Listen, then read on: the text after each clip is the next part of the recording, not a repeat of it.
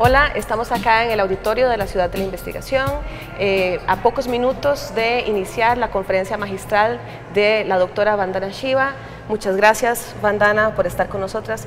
Thank you very much, Vandana, for being here. This is an amazing opportunity and it's been a wonderful day. First of all, I would like you to talk with us about the visit you paid yesterday to the Red de Mujeres Rurales, the Rural Women's Network in Pocosí. You were with them yesterday for a whole journey. Yeah, well, the very dramatic impressions that I carry away from the visit to the women of the network of rural women is first how in this land of abundance, in this land of biodiversity, the pineapple cancer is spreading and destroying the water, and women are having to wait for water to be delivered even though they have abundant water in the neighborhoods. So the poison economy is already costing women a lot. The second very important lesson I received was that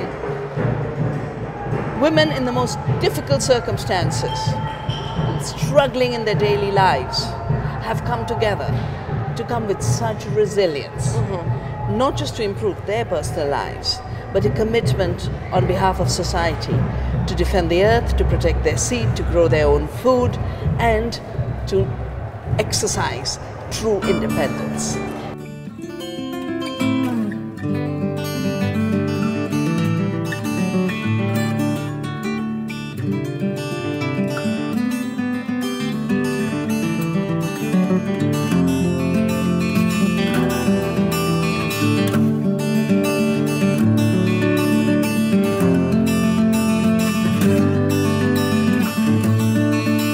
Yo me siento tan contenta que ya no puedo ver.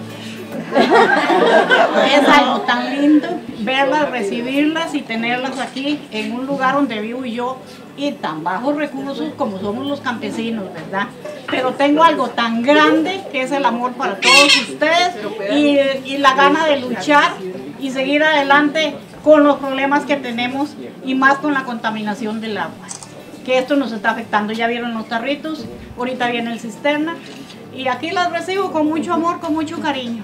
La más perjudicada porque vivo como hacia abajo, entonces aquí llega la mayor cantidad de contaminación y esta agua nos ha perjudicado en muchas formas, las alergias, problemas de granos, picazón, nos afecta muchísimo en los animales. Entonces hemos hecho viajes a San José, a la Asamblea, a la Cuarta, a la Defensoría de los Habitantes. Hemos ido a la municipalidad del cierre de calles ya al final, que ya nos queda otra acción para poder ir avanzando. Pero ha sido tan lerdo porque nosotros luchar contra el gobierno, contra gente tan poderosa, nos ha costado, pero sin embargo somos una piedra en el zapato para ellos. Les hemos hecho la vida imposible. Y ahí estamos, ahí estamos.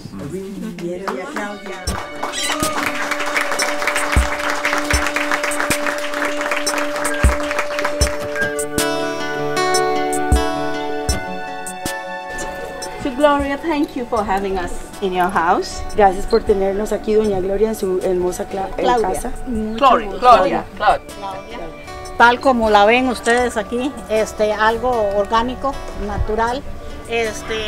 Yo aquí siembro o se cosecha pejibaye, muchísimo, no los gastamos. Aquí se pagan mal. Muchísimo limón ácido de las dos clases, mandarina, mencino y criollo. Tenemos mucha guanábana. This is a garden of biodiversity. It's paradise. You are not poor. You are much richer. Usted no es pobre, usted es más rica porque tiene tanta abundancia en estas frutas, en esta comida. La biodiversidad que usted tiene en su pequeño jardín ya la hizo rica. But tell us about the problem that you're facing with water because Cuéntanos of the un pineapple poquito del plantations. problema del agua por culpa de las piñeras. Yo saco estos tarros aquí de 10 por medio ¿A qué, a juntar el agua ¿A que qué hora, viene del mamá? cisterna. ¿A qué No hora? tienen No tiene hora hora, fija. ok. We stand with you in your struggle, and it's a struggle of the earth and struggle of women. Está con usted en la lucha para la tierra y para las mujeres. Okay. And these agribusiness corporations, their poisons and their transgenics must go. We will together make sure that we have a beautiful earth again. Estas plantaciones de piñeras y transgénicas tienen que irse y ella va a estar de pie con ustedes en esta lucha hasta que podamos terminar esto. And every struggle in the remotest place is creating that new world. Y aunque estemos en un lugar totalmente remoto, pero esta es una lucha que no importa, se va a llevar a cabo y vamos a devolverle a la madre tierra lo que tuvimos. Muchas gracias, eso es lo que esperamos. Sí. That's a very important notion that I would like you to comment on.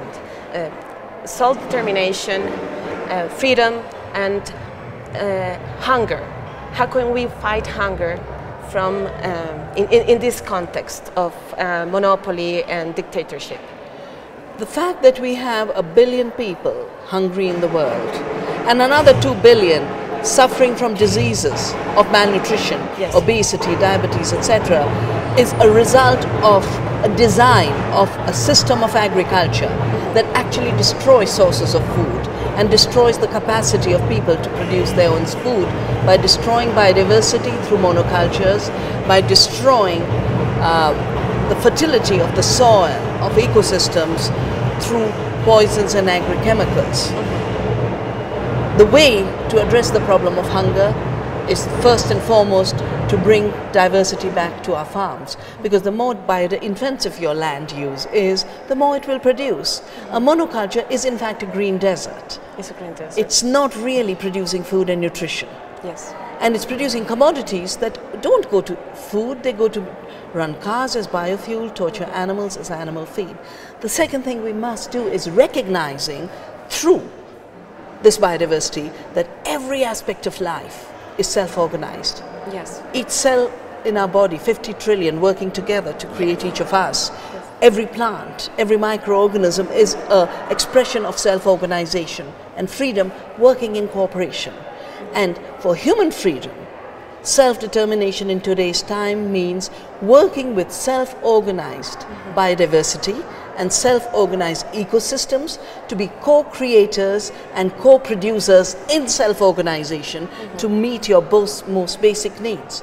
To produce your own seed, which is seed sovereignty, we call it Beet Swaraj. Food sovereignty, Anna Swaraj. Land sovereignty, land in your hands. And your mind, your own, your ability to think with full relationship and yet full independence from the influence of distorting power. Because while we have pollution of agriculture through transgenics and through chemicals, we also have a pollution of the mind that makes us forget how to think through self-organization. That is the main problem with the science that is supporting GMOs and that is helping the GMOs corporations and agrochemical corporations. At every level, the edifice of the background for doing genetic engineering and transgenics is based on a very obsolete, very crude, a very primitive idea of how the world works. And this idea was born to give rise to the Industrial Revolution. It's the idea of a mechanistic world. The world is a machine. Things as fixed objects, nothing in relationship, nature as dead matter to be exploited as you please. At the level of science, we know through quantum theory that everything is in relationship.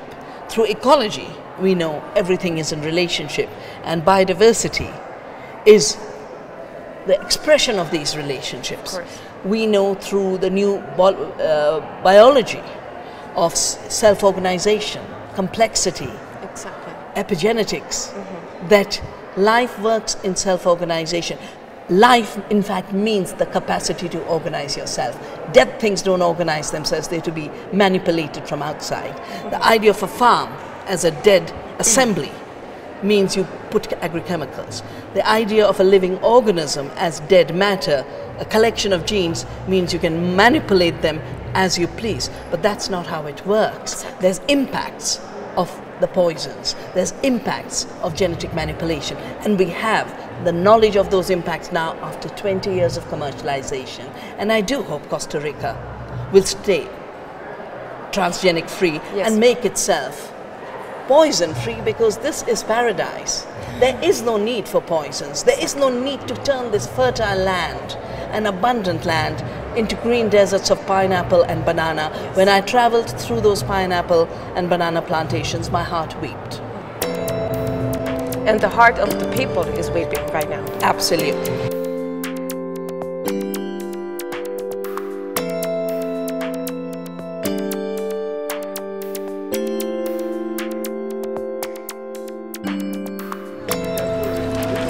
Everybody behind. Pongámonos todos sosteniendo detrás de las manos, así.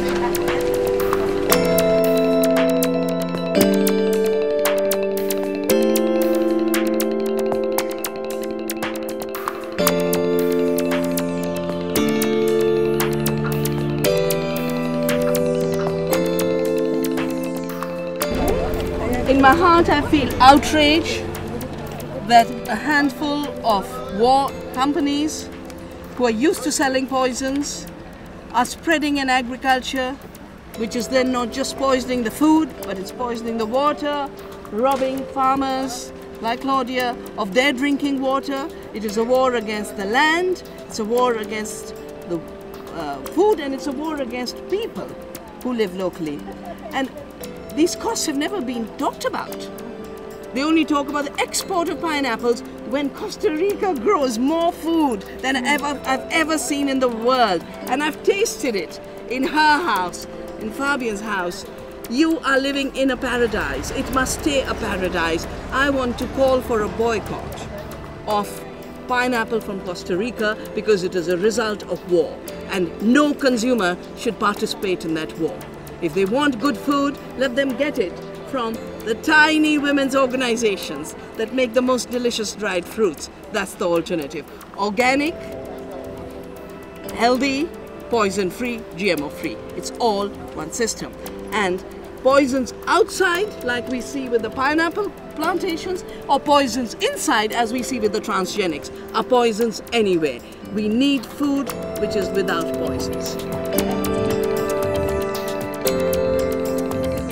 What's going on with the world of big science, the publishing and the editors?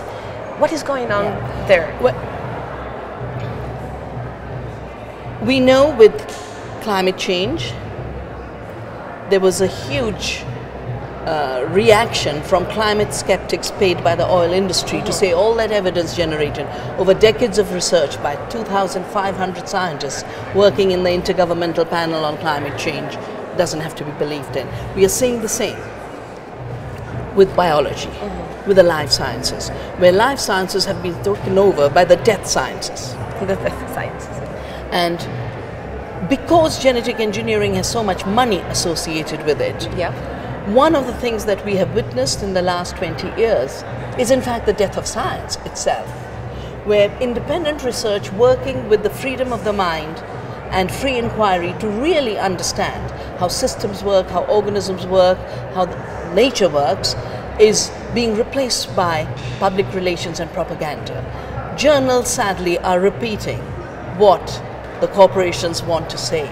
And that is why we see journals like Nature, journals like Scientific Americans writing propaganda and no more science, and the independent journals like the Journal of Food and Chemical Toxicology that do publish peer-reviewed scientific work to show the harm that GMOs are doing, the editorial boards are replaced.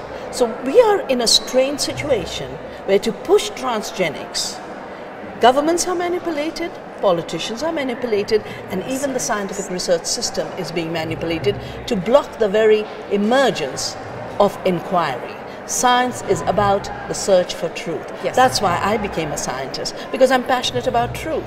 And I witness how in place after place, good science is being shut down and bad science is being replaced, so that the distorted idea of the world as a machine and genes as fixed directors and master molecules can carry on to create master corporations who rule over the world.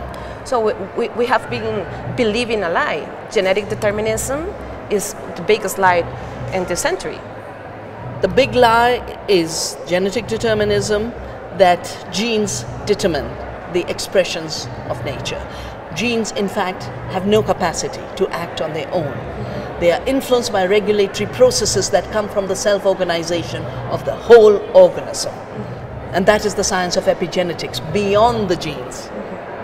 The second lie is that without genetic engineering, the world won't be fed. Agroecology has shown us we can produce more food and feed not just 7 billion that are on the planet today, but feed 14 billion. That doesn't mean we must keep growing as a human species, because we owe it to the other species to leave room for them. In fact, when we shift to agroecology, the population growth will stop.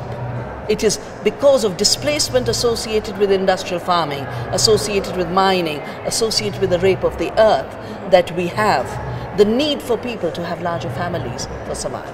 Of course. There is an important report that you and your team published just last year. The GMO emperor has no clothes. The lie of genetic engineering, that without genetic engineering the world won't be fed, is a lie that's repeated again and again and again by scientists who have been bought, by politicians who have been bought. But just like the story of Hans Christian Andersen, where weavers pretended they were making clothes, but only the intelligent could see the clothes and the stupid would not, led to people who wanted to prove they are intelligent clapping for the naked emperor's new clothes. And it was a little child who said, "But the emperor is naked." And in the same way, genetic engineering is naked. There is no increase in food production. There is no ability to control pests and weeds. There is no reduction in chemical use. But too many people wanting to prove they are intelligent are being stupid and clapping for the naked emperor. We need to start using our intelligence as citizens, as mothers, as women, particularly as women, because I do believe women's intelligence is more complex, more self-organized, and it needs to be brought forth to save humanity from these lies and naked emperors. Of course. And that is why you think, and all the collaborators that are working with you, that female farmers are the key in this process. Female farmers are key to this process for a number of reasons. First is the industrial agriculture system and the plantation system pulled men out as serfs and slaves to spray poisons and poison themselves. The women were left behind to continue to provide sustenance. And therefore they have the knowledge of how to grow more food on less land. 72% of the food in the world is grown on small farms. Most of these small farms are women-centered. And women-centered farming is diverse, ecological, and about nutrition. Industrial agriculture is about monocultures, poisons, and food as a commodity which is not about nutrition. That is why the golden rice is another lie, and it's women's knowledge of vitamin A-rich plants that provides the real alternative. That's why the GMO banana for iron enrichment is 7,000% less efficient than women's knowledge. So women are key, both because they carry in their hearts the compassion and love without which life would not be possible. Not because their genes make them loving, because their culture of being left out of the greed economy, the masculine economy, the monoculture economy, the militarized economy, their being left out has allowed them to nourish the values of caring and sharing, of love and compassion. The second is the issue of intelligence. Stupidity parading as intelligence is what we have seen with the growth of industrial agriculture, poisons and transgenics. We now need the real intelligence of nature, of all her beings, and the intelligence of women to celebrate the intelligence of life in its abundance.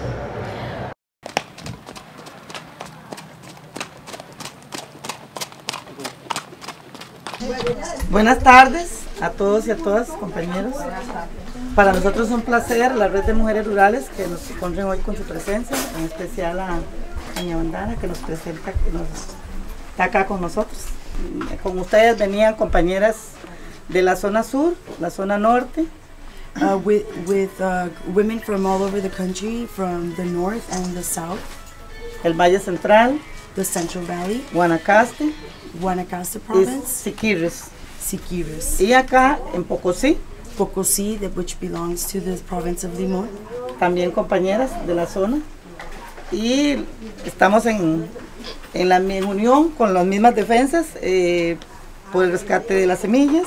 We're here to conservación de las semillas, el agua, the water, la tierra, earth, y la salud. And health. Aunque es un país pequeño, even though we're a small country, estamos conectadas, we're connected por lo mismo, for the same cause. En defense y protección, and protection de todas esas cosas que son nuestra vida. Llamamos e invocamos el corazón de la tierra, que es fuego, el corazón del cielo, que es el fuego, y lo encendemos aquí también como símbolo de nuestro fuego sagrado, para sanar el agua.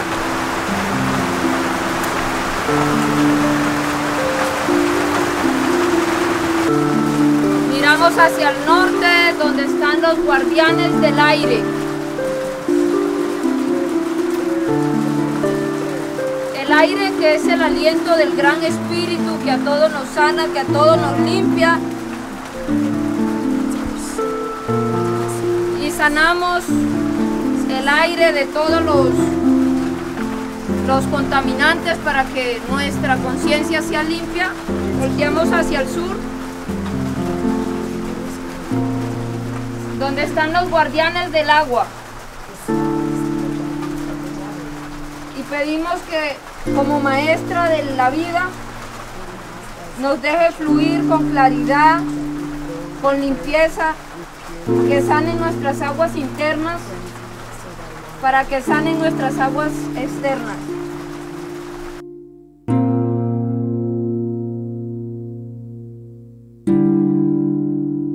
Ya que represento a la Red de Mujeres Rurales, y tenemos un tema muy importante, como es la autonomía de la mujer desde nuestros hogares. Venimos haciendo incidencia, venimos revelándonos para poder expresar las realidades que vivimos como mujeres, injusticias de organizaciones, del neoliberalismo, el patriarcado, que es muy marcado en nuestro país. Y así se creó esta organización, siendo una necesidad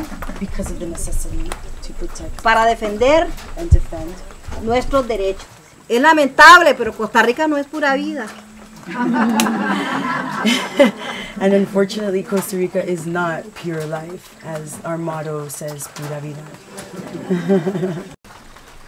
Después, hemos luchado por las tierras, caminamos 3 caminatas de la zona sur a San José, más de 300 kilómetros. Hicimos 8 meses de vigilia frente a la Asamblea Legislativa y frente a la Casa Presidencial. Pero los gobiernos siempre hablan muy bonito de que están apoyando, de que están ayudando al pueblo, al país, a los indígenas, pero sin embargo vemos todas esas situaciones que nos preocupan, porque uno va y la misma pastilla que le dan para el dolor de muela, para el dolor de estómago y para todo. Entonces, ¿qué vamos a hacer? ¿A dónde vamos a ir? ¿A quién vamos a pedirle?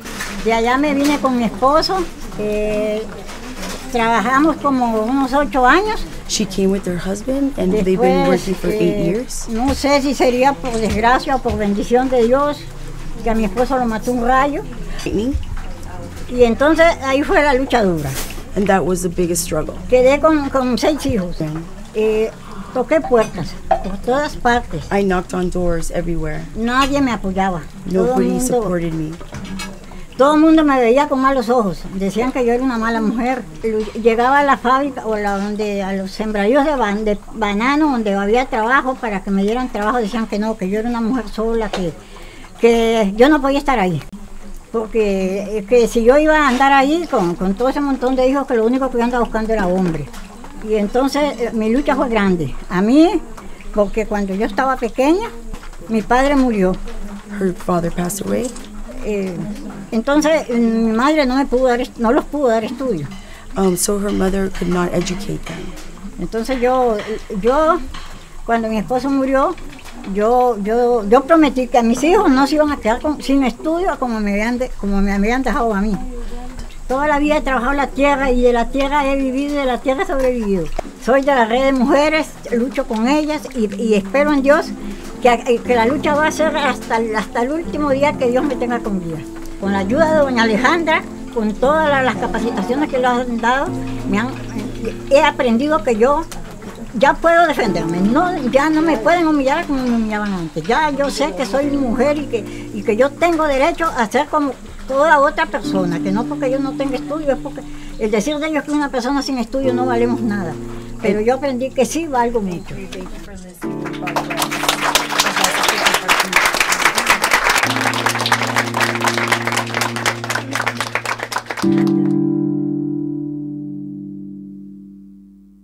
I would like to finish this conversation by asking you about the link between ignorance and arrogance.